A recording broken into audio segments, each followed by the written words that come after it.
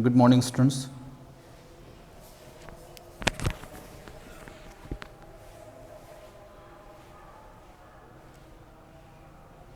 In our last lecture, we had a discussion on the limiting reagent that is related to the stoichiometric calculations. Today, students,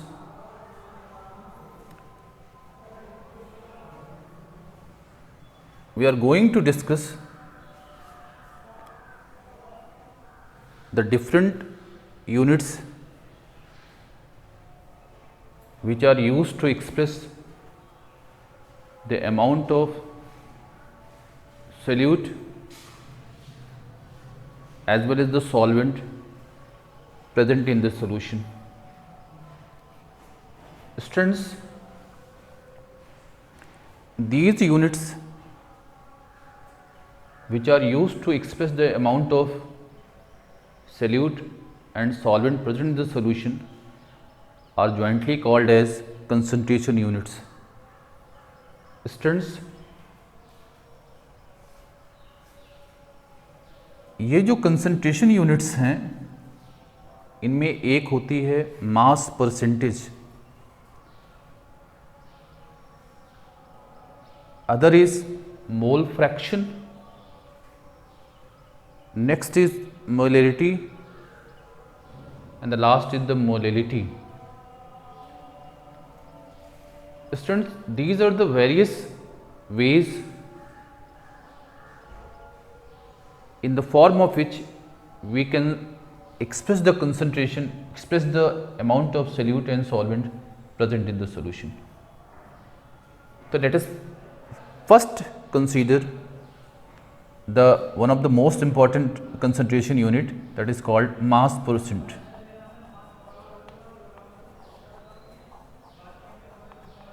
Students, जो term हमने जो unit लिखी है, ये बात बिल्कुल इसी से पता लगती है कि हमारे मास परसेंट लिखने का क्या मतलब होता है. What is the meaning of mass percent? तो आप कहोगे mass of solute present in either 100 gram of solution or in 100 ml of the solution. दो तरीके समझिए यहाँ पर. ये जो मास है, it is the mass of solute that may present in 100 gram of solution or it may present in 100 ml of the solution.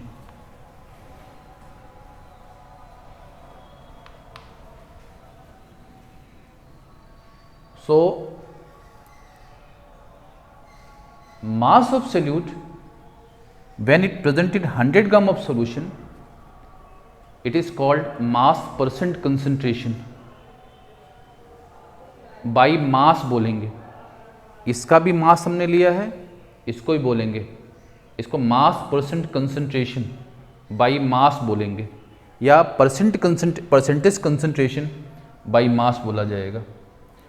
Usually इसको denote करने का जो तरीका होता है, दिस इज W/W%. तो स्टूडेंट्स, अगर आपका जो सोल्यूट है उसका जो मास आपके सोल्यूशन के 100 ग्राम मास में जो प्रेजेंट होगा उसको परसेंटेज बाई मास कंसंट्रेशन बोलेंगे and it is usually denoted by W/W% here. But if mass of solute present in 100 ml of the solution, then this is called percentage by volume concentration of solution and usually it is denoted by W/V percent concentration. So एक बात साफ साफ सुनिएगा कि मास percent concentration के दो तरीके हैं. When a particular mass of solute is present in 100 gram of solution, इसको आप बोलेंगे percentage by mass concentration of the solution and it is denoted by W/W%. But when a particular mass of solute is present in 100 ml of the solution, it is current mass by volume percent concentration of the solution. उसको आप मास percent concentration बोल सकते हो, percentage by mass concentration बोल सकते हो, इसको बोल सकते हो percentage by mass by volume percent concentration of the solution here. तो स्टूडेंट्स इसको मास परसेंट आप बोलोगे कंसंट्रेशन, मास परसेंटेज कंसंट्रेशन, और इसको बोलोगे mass by volume percent concentration of the solution. तो स्टूडेंट्स आप समझ सकते हो, इसका अगर फॉर्मूला बनाना हो तो आप बना भी सकते हो और ना बनाना हो तो कोई दिक्कत नहीं है. अगर आप बनाना चाहो तो आप कह सकते हो कि जो मास परसेंट कंसंट्रेशन है that can be given as mass of solute upon mass of solution into 100. ये हो जाएगा आपके मास परसेंट कंसंट्रेशन का रिलेशन. इसी तरह स्टूडेंट्स अगर आप मास बाई वॉल्यूम परसेंट का बनाना चाहते हो तो यहाँ लिखोगे W/V परसेंट कंसंट्रेशन और यहाँ पर लिखोगे मास ऑफ सॉल्यूट अपॉन यहाँ जो मास ऑफ सॉल्यूशन आपने लिखा यहाँ पे लिखेंगे volume of solution into 100. So these are the two important expression which can be used to calculate either mass percent concentration or mass by volume percent concentration of a solution here. Students एक दूसरी unit है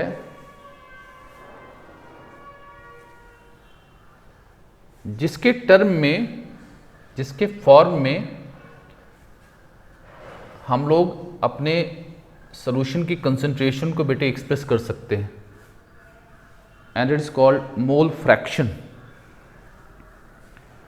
mole fraction भी देखिए अगर आप उसको ठीक से समझ पा रहे हो तो बेटे मैथमेटिकली हम कहेंगे फ्रैक्शन ऑफ मोल है ये. अगर मैं आपसे कहूं कि मान लिया जाए कि आपका जो सॉल्यूशन है उसमें जो सॉल्यूट के मोल हैं वो N1 है और आपके जो सॉल्वेंट के मोल हैं वो N2 है. तो मैथमेटिक्स अगर थोड़ी सी भी आपको आइडिया है इसकी तो मैं आपसे पूछूं कि ज़रा बताओ इस मोल का फ्रैक्शन क्या होगा, मतलब सॉल्यूट का फ्रैक्शन क्या होगा इस सॉल्यूशन में. तो आप कहेंगे sir it is nothing but it is N1 upon N1 plus N2. और आपसे फिर पूछूं कि बताओ N2 का फ्रैक्शन क्या होगा, यानी सॉल्वेंट का क्या फ्रैक्शन होगा, तो आप कहेंगे sir it is nothing but it is that should B N2 upon N1 plus N2. तो बेटे अगर मैंने आपको एक सोल्यूशन दिया जिसके दो कंपोनेंट्स हैं, एक कंपोनेंट 1 है दूसरा कंपोनेंट 2 है, और उनके रेस्पेक्टिव मोल्स N1 और N2 अगर हों तो पूछा जाए जो N1 मोल वाला जो सब्सटेंस है जिसको आप सॉल्यूट बोल रहे हो उसका फ्रैक्शन क्या होगा. It's fraction is simply N1 upon N2. और पूछा जाए जो N2 फ्रैक्शन वाला जो कंपोनेंट है उसका, वो N2 मोल्स वाला जो कंपोनेंट है उसका फ्रैक्शन कितना होगा, तो simply written as N2 upon N1 plus N2. Students आप अगर इसकी जगह पर हो सकता है आपको मोल्स ना पता हो मास पता हो तो आप तो N1 निकाल सकते हो ना, N1 निकाल लीजिए. ऐसे मास अगर यहाँ पता तो N2 निकाल लीजिए. फिर इन दोनों का रिलेशन यूज करके जो कुछ रिक्वायर्ड है उसकी वैल्यू निकाल सकते हो. स्टूडेंट्स एक बात और सोचो, अगर आप कि आपका जो सोल्यूशन है अगर उसमें दो कंपोनेंट प्रेजेंट हैं तो आपको दिखाई पड़ रहा है कि बेटे इनके फ्रैक्शन का जो सम होगा that definitely that found to be 1 here. अगर दोनों को जोड़ दिया जाए तो 1 ही मिलेगा आपको. अगर ये 1 मिलता है तो साफ बताता है कि कोई अगर आपके पास ऐसा सॉल्यूशन हो जिसके दो कंपोनेंट्स हों तो उन कंपोनेंट में दोनों जो कंपोनेंट के जो फ्रैक्शंस होंगे, जिसको मोल फ्रैक्शन आप बोल रहे हैं, क्योंकि मोल का फ्रैक्शन आप निकाल रहे हो, जो मोल फ्रैक्शंस का सम होना चाहिए, that should be always be 1.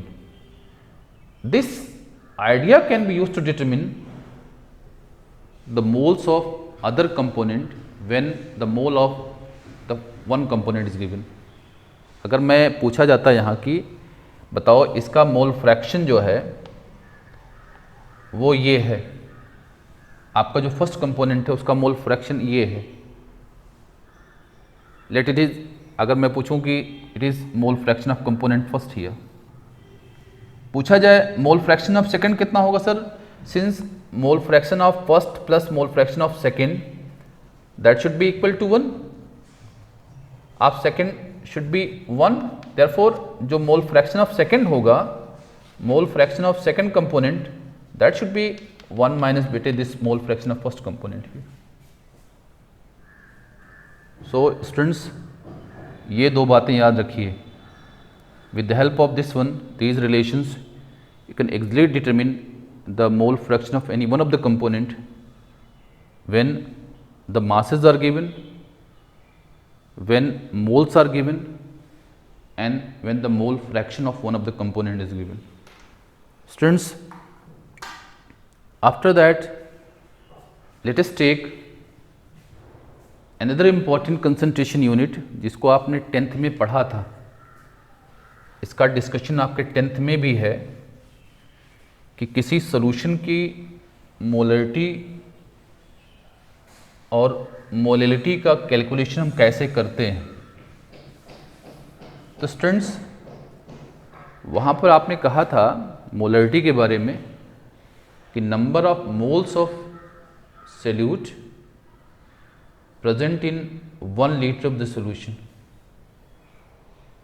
तो स्टूडेंट्स, वहाँ पर जो रिलेशन आपने मोलरिटी का बनाया था तो लिखा था m is equal to, this is the notation of molarity here, moles of solute upon volume of solution. और चूंकि लीटर में 1 लीटर में आपको निकालना, so that should be in litre here. तो moles of solute upon volume of solution in litre, तो moles of solute को क्या करो, वॉल्यूम ऑफ सॉल्यूशन से अगर आप डिवाइड कर दोगे तो definitely you get a very important concentration unit, and this is called the molarity of the solution here. Students, इसका फॉर्म और आप बना सकते हो. अगर मोल्स को चेंज करना चाहो यहाँ, तो इसको आप ऐसे भी लिख सकते हो, mass of solute, mass of solute upon molar mass of solute. क्योंकि मोल्स को आप मास अपॉन मोलर मास कर सकते हो, into volume of solution in litre. तो students, using this relation or this relation, you can calculate the molarity of any one of the solution. Students, ये जो molarity की concept है, it is very important here. खासकर chemistry के point of view से it plays very important role in many chemical activities. Students, जैसे एक बात आती है, आप सुने हो इसका नाम, जिसको हम लोग डाइल्यूशन बोलते हैं. कोई कंसंट्रेटेड सैंपल अगर आपके पास दिया होता है, कोई रिएजेंट है जिसका कंसंट्रेटेड सैंपल आपको अगर गिवन हो, और आपको एक किसी रिक्वायर्ड कंसंट्रेशन तक उसको डाइल्यूट करना है, तो आप ये जो हमारी कंसेप्ट है, इसी का यूज करके आप उस डाइल्यूशन में सॉल्वेंट का कितना वॉल्यूम वहाँ पे ऐड करना पड़ेगा, उसको आप कैलकुलेट कर सकते हो. स्टूडेंट्स, मान लिया जाए हमारे पास जो स्टॉक है किसी रिएजेंट की, उसकी मोलरिटी m1 है. हमको क्या करना है, इसको जो रिक्वायर्ड कंसंट्रेशन है m2 में कन्वर्ट करना है. तो इसके लिए हम लोग क्या करेंगे, अगर इसका वॉल्यूम V1 लें तो V1 को अगर हम लोग V2 डाइल्यूशन वॉल्यूम तक चेंज कर दें, इसको इंक्रीज कर दें उसको, तो डेफिनेटली क्या मिलेगा हमको, हमारे रिक्वायर्ड कंसंट्रेशन का बेटे डाइल्यूट सॉल्यूशन मिल जाएगा। लिसन अगेन, हमको जो स्टॉक हमारा है उसकी मोलैरिटी M1 गिवन है, उसका वॉल्यूम V1 गिवन है। आपको M2 कंसंट्रेशन का सॉल्यूशन प्रिपेयर करना है, तो अपने स्टॉक सॉल्यूशन को, स्टॉक रिएजेंट को कितना डाइल्यूट करना पड़ेगा, किस वॉल्यूम तक डाइल्यूट करना पड़ेगा, उसको आप अगर मान लो हमने कहा कि बेटे V2 तक डाइल्यूट करना पड़ेगा, तो डेफिनेटली ये जो हमारा रिलेशन है जिसको आप लिख रहे हैं, अगर V2 तक आप इसको डाइल्यूट कर रहे हो तो no doubt M1 into V1 is equal to M2 into V2 ये मिलना चाहिए। क्योंकि हुआ क्या बेटे कि ये जो प्रोडक्ट है M1 और V1 का, it shows the number of moles of it is reagent present in the stock solution, और ये जो प्रेजेंट है ये क्या है, shows the number of moles of that is solute present in diluted solution. Since on dilution there is no change in the number of moles of solute, so that is why आप कर सकते हो, इस concept का use करके कर सकते हो कि M1 V1 must be equal to M2 V2। From this relation you can easily calculate कि what should be the value of V2, तो V2 should be equal to M1 V1 upon M2 here. तो students ये जो formula है जिसका use आप dilution में करते हो, स्टॉक सॉल्यूशन के डाइल्यूशन में करते हो, इसको हम लोग डाइल्यूशन फॉर्मूला बोलते हैं। तो one of the important application of this particular concept of molarity is it can be used to calculate the molarity of a solution, as well as it can be used to calculate the volume of solvent required to dilute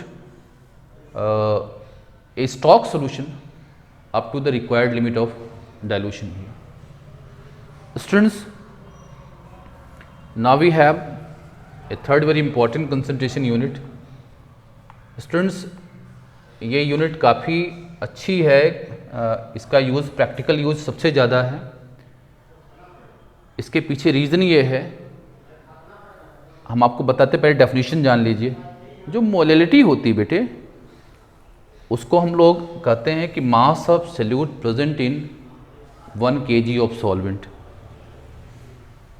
molarity की definition अगर आप दोगे तो कहोगे मास of solute present in 1 kg of solvent. तो students यहाँ जो आपने लिखा था कि मोलैरिटी में वॉल्यूम ऑफ सॉल्यूशन, अब वहाँ लिखेंगे मास of solvent, that is moles of solute present in 1 kg of solvent. तो स्टूडेंट्स आप देखो यहाँ पर, तो रिलेशन अगर बनाया जाए मोलैरिटी का, तो मोलैरिटी को यूजुअली हम लोग स्मॉल m से शो करते हैं। तो molarity small m is equal to that is moles of solute upon mass of solvent in kg। Students अगर इसी को मास फॉर्म में कन्वर्ट करें तो आप इसको लिख सकते हो, मास ऑफ सोल्यूट फॉर्म में कन्वर्ट करें तो मास of solute upon molar mass of solute into mass of solvent in kg, solvent in kg। इसका यूज करके आप किसी सॉल्यूशन की मोलैरिटी को भी कैलकुलेट कर सकते हो। स्टूडेंट्स इस यूनिट की एक बड़ी मेरिट ये है कि मोलैरिटी में वॉल्यूम इन्वॉल्व था, और जो मोलैरिटी है that involve the mass of solvent. Since mass does not change with the temperature, where the volume of solution changes with the change in temperature. So जब change आप temperature का करते हो तो इसके थ्रू क्या होता है कि आपकी सॉल्यूशन की मोलैरिटी बदल सकती है, बट ये जो मोलैरिटी है that is independent on the effect of temperature. So that is why molarity is the most preferred unit for the measurement of concentration of a solution here. So students, so in this way we have 4 different concentration unit. One is mass percent, other is the mole fraction, next is the molarity, and the last one is the molality. Using all these one, you can calculate the amount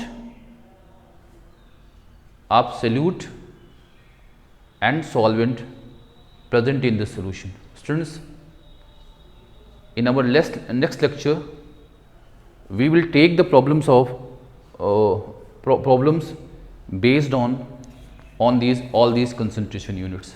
Thank you.